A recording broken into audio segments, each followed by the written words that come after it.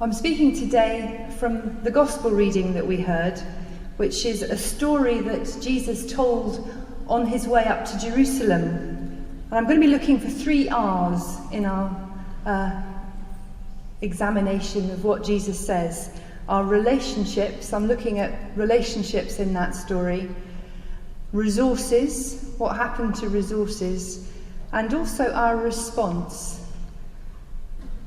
But first, let's look more closely at this parable. Don't mistake it for the story that Jesus told in Matthew's Gospel, when Jesus was just talking to his disciples, and each servant is given a different amount. That was a different story.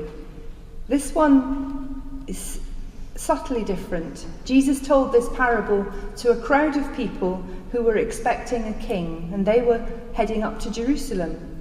And Luke records it just after the Zacchaeus story, where a man who's a tax collector began to be a follower of Jesus. And then after this parable, Jesus enters Jerusalem and he weeps, and he turns out the tradesmen and the money changers from the temple. This story is in the context of other stories about money, so it's appropriate that we are looking at this today on Stewardship Sunday. And the minus was a quantity of money. It was about 3 months' wages. Now, there are 5 characters in our story. The nobleman who was appointed king, the subjects who hated him, and they were killed at the end. And then there were the 10 servants who were each given the same amount, and we hear what 3 of them did while the king was away. Servant 1, he increased what he'd been given by 10 more, and he got a well done and was given responsibility for 10 cities. Servant 2, he earned 5 more. He didn't get the well done, but he did get responsibility for 5 cities. Servant 3, he was afraid, so he wrapped the money in a cloth. It was like putting it under his mattress. He didn't even earn interest. Now, I know we might not get any interest very much when we put our money on deposit these days, but there was that expectation from his master that he would do something with the money that he'd been given. So even the 1 minus was taken away. He was left with nothing. So what can we learn from this parable? There are 3 layers to the story. Just like all of the parables that Jesus tells, there are different layers to the story. And Jesus' listeners in that context would remember that in 4 BC, Herod the Great had died and his son had gone to Rome to be confirmed king. And a delegation of Judeans didn't want him back. But Jesus was also talking about his own role as king, the king who comes back to see what his servants have been doing with the responsibilities that they have been given. God had given the Jewish nation, his chosen people, responsibilities to show the world what God is like, to show the world what it's like to have a father relationship with a God who cares. But as well as those 2 layers, there's also the layer that we can perhaps most identify with, because this story speaks to us of Jesus' return. One day, when we see him face to face, he will ask us, what have we done with the resources, the gifts, the talents, the responsibilities that he has given us? So in each layer of the story, there are those who are the enemies and those who are the servants. And among his servants, there are those who are faithful and they handle resources and responsibilities well. And then there's the one who is fearful and unfruitful. Now I want to point to 3 R's in this story. Firstly, relationships. The relationship to the king. And with Jesus as king, are we his enemies or are we his servants? Do we hate him or do we love him? Do we recognise his leadership or do we say, like the enemies in the story, We don't want this man to be our king. Are we cooperating with him? Or are we afraid, like the third servant? Are we faithful and fruitful? Or fearful and unfruitful, indifferent to his plans? Jesus said if we love him, we will obey him. Being obedient to Jesus shows the quality of our relationship with him. And he calls us into relationship with each other as well. Because that's part of our responsibility, to show the wider world what God is like, what it is like to have someone we can call Abba, Father. So Jesus calls us into relationship where we love one another, love our neighbour as ourselves. And he prayed that we would be one, that we would be united.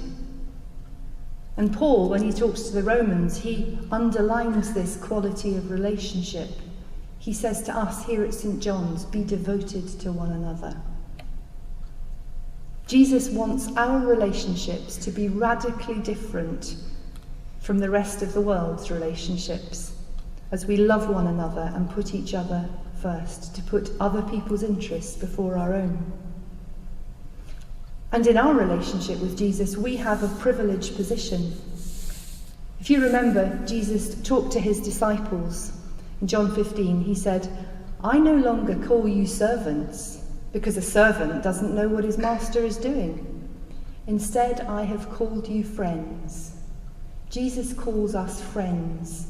He wants us to participate with him in bringing in the kingdom of God. He wants us to know his Father's business. So we're even closer than those two servants and the one who got the well done.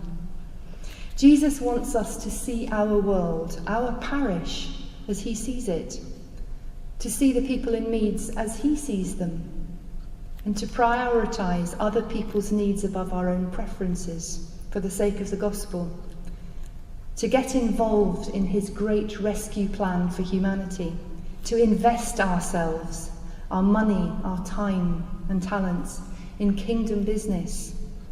He wants us to see the big picture of what he is doing in our world. The first two servants in our story were like that. They took what had been given and they worked to benefit the king. They ignored the enemies and they showed that they could be trusted with responsibility. What does that look like if you translate that parable into your own life? When you love someone, you want to please them. When you love someone, you don't actually notice all those niggly, well, you might notice, but you don't complain about all those niggly things, like the toothpaste, or when you love someone, you overlook faults. So are we caught up in loving Jesus and loving one another and working to please Jesus? Our relationship with Jesus determines our attitude to our resources and our response to him. So let's look at our resources. Each servant was given the same amount. And we can translate this story to talk about our talents and gifts being invested in God's work. But remember, the context of this story is Luke's gospel, and it's about money. Jesus is not afraid to talk to his followers about money. And in the verse before our reading today, we see that Zacchaeus' life had been transformed by Jesus, and it had an impact on his pocket. Zacchaeus said, "Here and now, I give half of my possessions to the poor, and if I've cheated anybody out of anything, I will pay back 4 times that amount." So our resources are important to God and what we do with them. I want to tell you a story about a man called John Kirkby. In 1996, he was working in the financial world, and he noticed around him people crippled by debt, people facing eviction, families that couldn't feed their children, people living in fear of the debt collectors without hope. So John Kirkby started a charity called Christian Action Against Poverty. Sometimes you call it CAP. And Slowly, he gathered around him people who would help other people manage their finance. And now, 20 years later, there are 573 CAP centres around the country, and they're always linked to a church, because as well as giving people advice and support as their finances are tackled, they offer to pray for people. And 97% of the people they pray for say, yes, thank you, I'd appreciate that prayer. So in the CAP office in Bradford, when people are debt-free, when suddenly someone is debt-free and they realise it at the head office, throughout the Tanai you hear the sound of harmonicas. And right from the beginning of the charity, when someone becomes a follower of Jesus because of their contact with CAP, they ring the salvation bell. So the bell rings. But recently that's been happening so often that they can't do that because it interrupts the workday.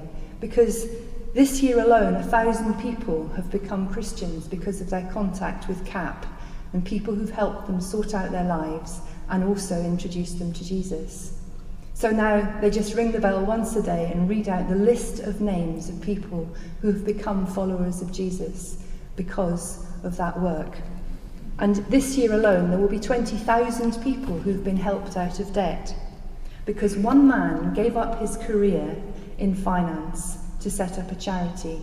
Now, Byron, who is in our congregation, he has given up a financial career, and together with our support and our prayers, he's setting up Linking Lives Eastbourne. Who knows what God will do with our investment? Who knows what God will do with the resources that we together as a congregation and congregations throughout this town will do to make a difference to the lives of lonely people. So God's interested in our resources. Now, even before Adrian and I came to this church, we knew a story about a couple here. A few years ago, they were living in another part of the country, and there was a need for a new worker in that church that they attended. So they were one of 10 families who decided to give 1/10 of their income so a worker could be employed. 10 families, each giving 1/10 of their salary to release one worker. If every 10 households in our congregation did that, we could release more than a dozen people. But of course, here we've got some other things that we want to do. It's not just about money, and you'll be able to read in the news sheet some of the plans the PCC have for the resources that need finance. Now, I've been brought up in the kind of church where giving 1/10 of everything that you earn is the norm as part of your offering. This is the tithe. And then on top of that, you might give offerings to other charities, but the first tithe, the 10%, is church. And many people at St John's follow that pattern, and they give by standing order, so you don't see people putting anything into the collection. They're already made that decision with their bank manager, and every month there's a standing order, and church can claim back the gift aid if they pay tax. And Frank, who's here today, I'm sure I saw Frank, yes, he's there over at the sound desk, he can talk to you about that. If you've never done that before, then setting up a standing order means the PCC can budget sensibly. They know what offerings are coming in. But of course, God isn't only interested in our money, He's actually interested in our hearts. So if church is new for you, and this is a bit of a shock, church isn't about asking you for money. Church is asking you, give your heart to Jesus, become a follower of Him, and listen to what He says. Because Jesus doesn't tell us parables that say, pray 5 times a day, give £20 a week, £100 a week, £1,000 a week. He's not saying things like that. He's asking us to give our hearts, to give all of our lives to Him, and to respond to Him out of a heart of love. So if you've not tithed before, try it. Give back to God out of the abundant blessing that He has given you, and find out what He does. Maybe in the story you saw tenfold increase. Wonder what God can do with your giving. But don't be like the fearful servant. Remember, our giving is in response to a loving relationship. It's not about rules. So what about our response, that third R? In our story, the third servant is uncooperative. He wasn't having anything to do with his master's business. He hid the minas. He was unfruitful. What's your response to God? The French author who wrote The Little Prince said something very wise. He said, if you want to build a ship, don't drum up people to collect wood and assign them tasks and work, but rather teach them to long for the endless immensity of the sea. Perhaps the wardens might not like this, but if I translate that into St. John's, if you want to build a healthy, growing church, don't drum up people to join rotas, don't assign them tasks and work to do, or set financial targets, but rather teach them to long for God's kingdom to come here in Meads. See, Jesus tells us stories. He teaches us to long for his kingdom. He teaches us to pray, your kingdom come. So he's not prescriptive. He's not going to tell you what to do with your pension or your salary, but he is going to tell you, give me your heart, give me your whole heart response.